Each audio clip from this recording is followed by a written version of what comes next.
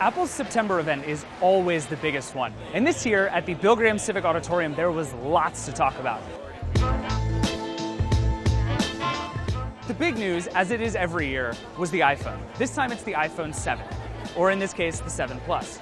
There are a bunch of little things going on. It's faster, as always. The battery life is longer. It's more waterproof because they've changed the seal. The speaker is now better, which is great. But there are a couple of big changes also. The first one is that there is no headphone jack here. Instead, you get these. They're called AirPods. They are essentially the ear pods you've probably gotten with an iPhone before, except without the wires. They pair really easily and automatically to your iPhone, and then you just stick them in your ear, and they'll automatically turn on music.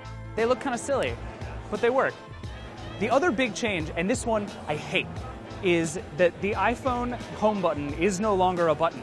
It's haptic feedback, the way you get when you press on a watch or when you do 3D touch on the screen. Maybe it'll be fine eventually, but right now it doesn't feel like it clicks, because it doesn't click, it vibrates. And that just feels odd. It's gonna take some getting used to. So the two big things you can really see on this phone, which otherwise looks pretty much like the iPhone 6S, are the color.